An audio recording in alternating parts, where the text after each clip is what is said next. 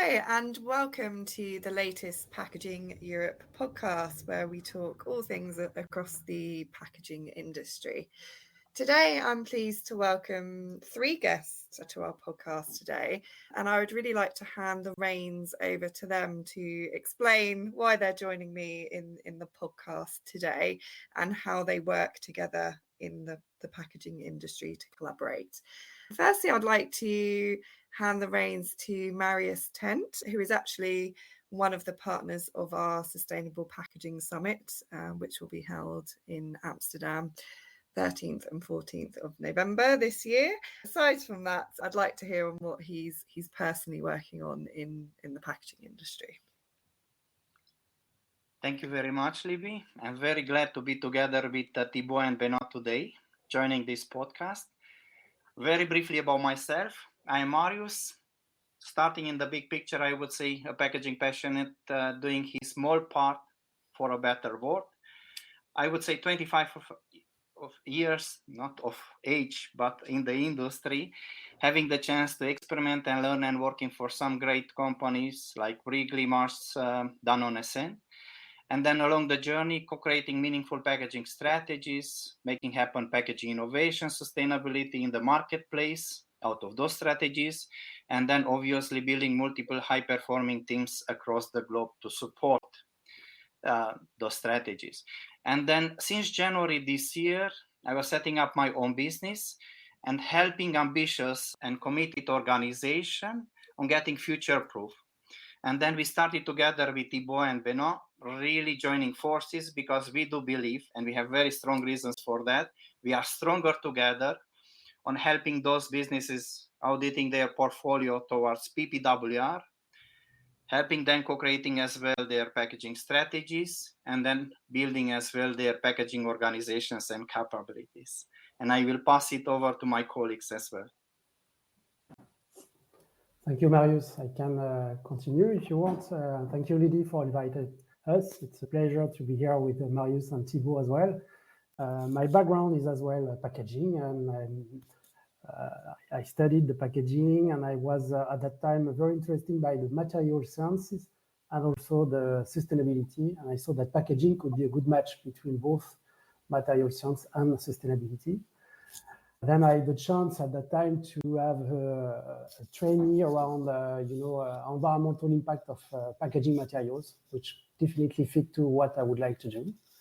Then I have 30 years of experience in the food industry, two big companies, Lactalis first, and a dairy company, and Danone as well, during 20 years, where I was in charge of Ecodesign.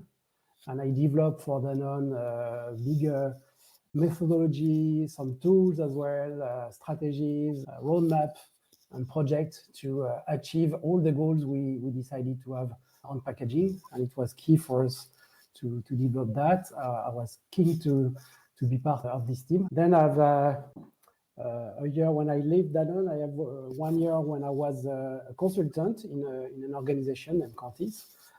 To support companies in their transition around sustainability, on eco-design and circularity.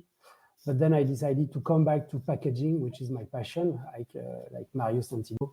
And I developed my own business since last September, dedicated on supporting companies to develop packaging and to develop eco-design in their strategy. For instance, I have a big project at the moment around reuse packaging, which is for me a key one to achieve this type of sustainability goals. Over to you, Thibaut. Thank you very much, Benoit. So I'm Thibaut. I'm super keen again as well to join, and thank you, Libby, to invite us for the podcast, because I think it's super insightful, and we hope to be able to bring our little piece to this big change that's happening in the packaging industry right now. So I'm Thibaut, 15 years in the packaging industry, coming from the same school actually, ISIEX, and Marius and Benoit. Not the same year, but the same school. Diverse background, always in the sustainability, with the sustainability agenda behind it. I worked for Unilever to develop all the Unilever ice cream LCA assessments. This was my first job. Then I worked in Switzerland, where I did a lot of packaging development for Bacardi Martini, a lot of packaging reduction as well, because in the glass industry, you can have a big impact. And then I wanted to do something even more meaningful. So I worked for 2.5 years at the United Nations, where I did all the packaging for humanitarian aids. So here it was much more on the development of local suppliers, local capabilities, management, local management. So it was also super interesting, quite different, but super also interesting and meaningful. And then 5 years at Mars, and Royal Canin, where I did all the packaging innovation, all around monomaterials and new innovation strategies and process.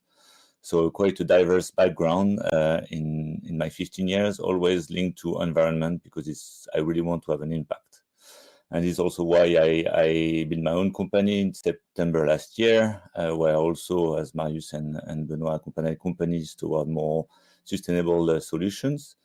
And it's also why I'm super happy that we joined forces with Marius and Benoit, because we really do believe that this big change, the packaging industries, can only happen in the collaborative way. And we really believe that together, with our experience, we have much more an holistic view and holistic approach to our clients.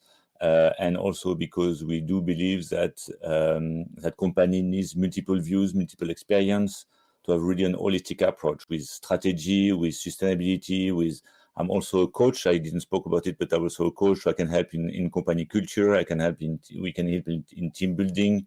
So really do believe that in order to tackle the change that are happening, we really need to do that together. And why we want to do that together. Thank you, Thibaut. So as I understand it, you all have separate companies, but you've joined forces to collaborate together. Maybe, Marius, if you could explain in a little bit more detail how you collaborate and what it is that you're attempting by joining forces together. Yeah, starting with the big picture, I think it's just building on what Thibaut was saying. We do believe that we are stronger together. Even if you hear us, actually, our accent is different, right? We are different nationalities, we have different background, we all work in multinationals company, and we were really lucky there, having the chance to work in global environment and being global citizens, and we truly believe in this collaboration. First, you cannot be, we are really saying a lot about it, we talk a lot about it, and then really we want to walk the talk there. And then keeping it very short, why we do believe in this collaboration. To drive a change, to really drive an impact, it's a need for a systemic change here. And then we do believe that only collaboration is going to enable that systemic change. It's going to enable that one vision that is really going to help the whole, I would say, value chain player driving in one direction. Maybe that's the one reason. And actually, there is one very human factor. Entrepreneur, quite often you feel alone, actually. But when you are joining forces, it's completely different. You feel better, you build on each other, you look stronger together, and you are really stronger together, making proposals together, and then as well doing work together. It makes a lot of sense, actually, for businesses and for us as well. Mm-hmm. If I may build also on that one, I think also why we want to join forces is because we come from the industry. And we really think that our experience can really benefit together to the companies. We have experience in strategical and organizational with a lot with Marius, also with us, but with Marius, we have a lot of experience in sustainability, in making projects really happening. And we see sometimes happening a lot of beautiful presentation, but there is no hands-on. So what we really want to do together is really, we know what's happening, we know how the decisions are made in big companies. So we want to make sure that the project is not beautiful presentation, but that actually we have an impact and it's really happening in the ground. And I think really what we want to do, and is really our aim. Sorry, and maybe if I can add something on that, also because we have this experience in big company, and we see a lot, a middle-sized company a bit lost around all this topic about sustainability, regulation, eco-design and packaging. And we think that based on our experience in big company, we can really help them and much more companies to develop their own strategy on eco-design and to support them to find their way, because each company could have a different one, but based on what they need, what they are coming from, what are the status, and what they can do. Brilliant. Thank you all for explaining that. And next, I'm going to drop a big word into the conversation, PPWR. I think that's something that all three of you could probably talk for a long while about, but I'd love to just kind of get a little summary from you guys on kind of how this is the catalyst for driving this collaboration forward. You said it, the big words there actually, because one is PPWR, you said transformation, you said the catalyst. It's exactly that how we say it. It's a regulatory change, there is no way, it's non-negotiable, and many conditions are in-market access conditions. That means it's not joke. There things should happen and should happen at pace. What we are saying actually, there is no time here. Whatever people are thinking, there is no time. If you look, many measures should be implemented by 2030. Some work is going to be finalized, like design for the scores for recyclability only by 2028. You cannot wait to get those. And already following some design for recyclability guidelines existing in the market are really putting you in the right direction. That means what we are calling big time. Yes, people should move and should move fast. There should be really a strong sense of urgency here. And maybe one thing to add on top of that before really passing the word to Thibaut and Benoit, we do believe it's much more than PPWR. Everyone is going to do PPWR. You have to do it because that's part of compliance. That's the new license to operate. But if you really want to differentiate, if you want to thrive into the new normal, you really have to do more. And that's why even our method, how we are approaching actually the audit on PPWR, is not only thinking to the PPWR, we think to overall sustainability, but we really think as well from other angles, desirability, viability, feasibility of the portfolio and of the packaging formats, not only one single, let's say, angle. And I will let my colleagues, I'm sure, because it's a lot of passion. That's what we are driving a lot those days, building on this. Thibaut, please, and Benoit. Just on the PPWR, I think what the benefit of what's happening is before we had a directive, so it was, and now we have a regulation. So I think what people have to understand is that now it's really becoming mandatory. Before it was a directive and each country was applying in its own law. Now it will be a regulation. So I think it's a very strong message from Europe that they want to move collectively we want to move to harmonization, and that means that it will be all across Europe. So it's super interesting, super challenging, and it will harmonize and clarify, because sometimes you have, okay, what can I do in this country that will not be allowed in that country? So that's super interesting. It will be very good, I think, for the market, for the packaging market in Europe.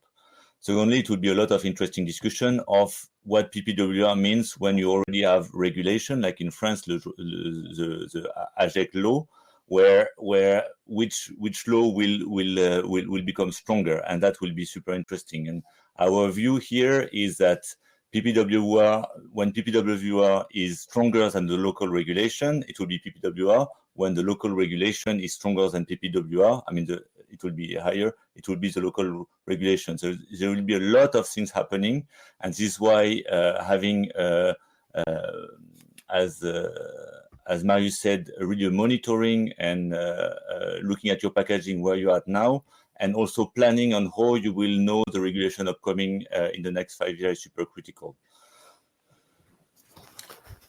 I can add also some thoughts from my side.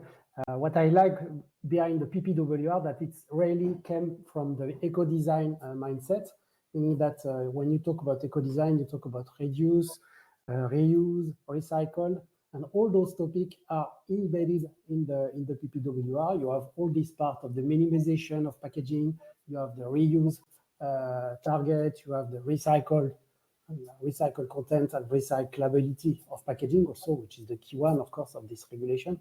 So all of these topics, which are key for eco-design and for the sustainability within packaging are including in the PPWR, which make it a bit complex for sure, that we have to tackle everything in the same time, but also very interesting that you can really push what is make your own packaging unique, let's say, because you want to be either, I don't know, the reuse champion on Europe, or the best recycled material, or what else. So you can be, as said, Marius, compliance within PPWR, but even more choosing your battle and be the champion on this topic.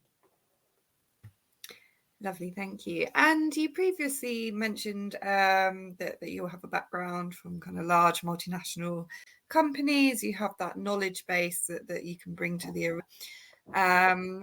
your focus is, as I'm aware, kind of more towards the small, medium-based enterprises.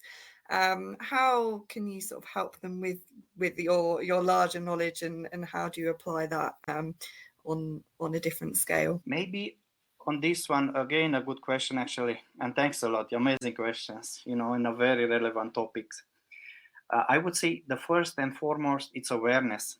It's really make them aware, make them understand the legislation, make them understand the implication. It's extremely important to make them understand that, because what happens actually, that what we see in small and medium-sized companies, not all the companies, they have packaging or regulatory resources, right? And then you are really bringing that knowledge, helping them, kind of really telling them where they could have the hotspots, really showing them what is coming. And then I would say the other thing, the second big will be there, creating the call for action. Because you really have to make sure this has to move at pace. Everyone within the business should understand that's important. This become a C-class conversation now. Packaging in the PPWR time is now it's really it's a board conversation, and that's why it's really important. The whole business, that agenda could not be driven alone, because could have a lot of implication to every function within the company. This should be really a topic for the whole company. That means that's the second big thing. It's a really call to action, and then we are helping them as well, creating their strategy on packaging, which should be fully in line with their overall ESG strategy. Those are the three big things we see there. And clearly, I think you have a very good spot. Yeah, they are the ones, maybe they need the biggest help on the journey ahead. If I can add something on that, you're right. The strategy and the board conversation is key, but also what we bring from our experience in big company, in multinational company, is also, I would say, the process, the tools, all these tools and capabilities we can use for a small and medium company, which more or less, most of the time don't have it available. And then if we talk about LCA, if we talk about recyclability analyze, if we talk about all this very important way to audit the packaging portfolio, that's something we learn from our experience within a big company, and we can bring them to small, medium companies to help and support them around this journey. And I think it's what we bring, and I think it will be a summary of what Marius and Benoit said, is we bring structure, and a structured approach, and an holistic approach. For example, if you look an holistic approach on the packaging itself, with a DVFS approach, so desirability, it's a difficult one, viability, feasibility, and sustainability. So not a lot of the time, small companies are looking at, okay, there is environment, but how much it will cost, and they don't know how to do that, or how we will make that happen on our lines. And so we really bring this holistic approach around packaging, together with the holistic approach of how to make this packaging happen on the market. And that I think is super important, because then they are a bit lost on where to approach and how to approach it. So we really bring this structure from thinking to implementation, and make sure that what they deliver to the market is at cost, time, quality, and sustainability, basically. And I think is what this is really our aim. Brilliant, thank you all. And I'd like to finish by asking you kind of what the key takeaways are from you regarding this. maybe, again, big picture, it's not only about PPWR. It's not only about 3 or 5 R's, reduce, recycle, and so forth, so on. It's about relevance. It's about risk. It's about reputation. That's why this is a huge transformation ahead. And then frankly, you know, from our side, because you hear all three of us, we want to do good. We are all kind of, you know, we have that purposeful. We truly believe that we have to do something for helping everyone, the people, business, and the planet here. It's simply about doing the right things at the right time, because could not be better. We were all for many years in packaging. There was no better time than there is today to drive a change, and a meaningful change.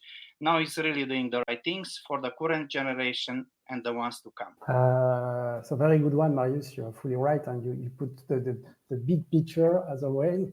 What I can say also on that topic is that what is very important, that all those PPWR and sustainability topic could be very different from one company to another one. And what we want to make it, it's very to be tailor-made and to be customized for each one, and not to have one method, one way to work, but really an approach for each one, because each company is different. Each company has its own issues to tackle, and it's very important to bring that also. And our collaboration can really bring that, because we have different experience, different way, different approach, and each company could have this as well. Thank you, Benoit. On my side, I think the PPWR, and again, it's not only PPWR, is where we are with the climate change overall, because PPWR is only about waste. There is also carbon, there is also resource use, there is also everything. So is our collaboration, and again, as Marius said, is how we really are passionate about packaging and passionate about environment and tomorrow. One, our value is also being ethical and accompany our clients also in that way, because you can do whatever. If it's not ethical, does it make sense to use paper everywhere if you use from forests from South America and you kill the Amazonian forest?